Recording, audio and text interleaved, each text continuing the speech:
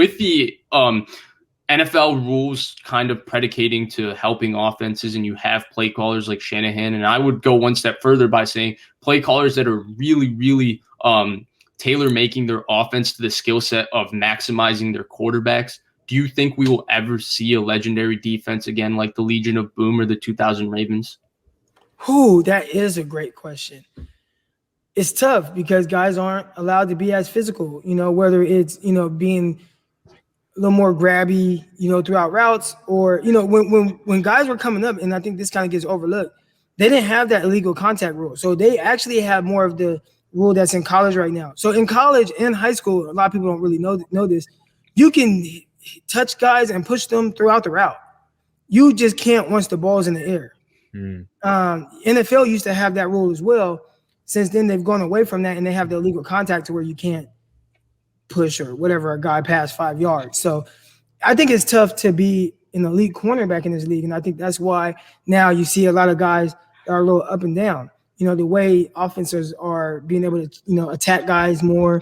They're able to, you can do certain things without the fear of getting your guy's head knocked off because now they're throwing flags.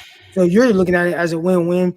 The spot fouls, which aren't in college football, but it's in the NFL where, you could throw a 60-yard ball in the air, and if just off the judgment of the referee, if the corner looks weird, you could just throw a flag and it's a spot foul. So corner is definitely at a disadvantage throughout all this. I think it's definitely going to be a lot harder. You can't even sack somebody hard. Like, you hit somebody too hard, they throw a flag. So it's going to be really hard to have those 2000 Ravens type defense.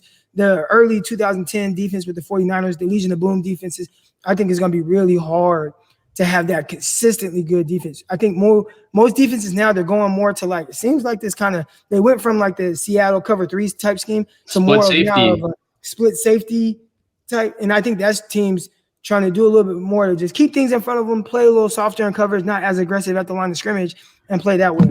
Now, if that's the case, then we're going to see a shift in how we view cornerbacks. And I think people are going to go away from wanting the J.C. Horns, the Patrick Surtains, to wanting more of the Greg Newsomes, the Asante Samuel Jr.'s. Blake, what do you think? So I think this is a really good question, first off. So awesome question, Pinor. I guess it comes down to what your definition of a legendary defense is. Would you say that it's a defense that sustains success over the long term? Like, for a defense, that'd probably be 3 years and plus.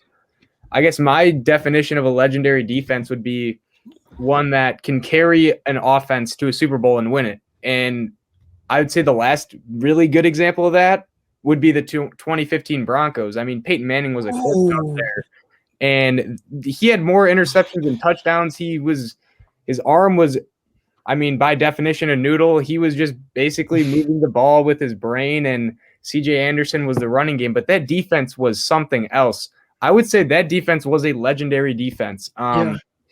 And then I'd say the most recent example that maybe was on that trajectory was the 2018 Bears, with just the sheer amount of turnovers and how every single position had an above average player, is what it seemed like, at least. So I think we will see more of that, but I think the formula is you basically just have to have at least a couple just insane studs. And I think it starts with the defensive line and having that one edge rusher who is just, you can't not double team him. And that was, for the Broncos, Von Miller, when he had one of the greatest performances in postseason history that I've ever seen, just that run in general. And then Khalil Mack, who was that for the Bears. He didn't really do that in the playoffs. I don't think he had a sack, but he was still really good, and their whole defense was good. But I don't think where you see it with the 2010, those Broncos Seahawks, where it's sustained over years, because having a defense over years is really, really hard, because it's not like an offense where, if you have a really good quarterback, you're always going to be good, because defense is more of, I'd say, a team aspect, and one player is not as valuable as on the offensive side. I can see that.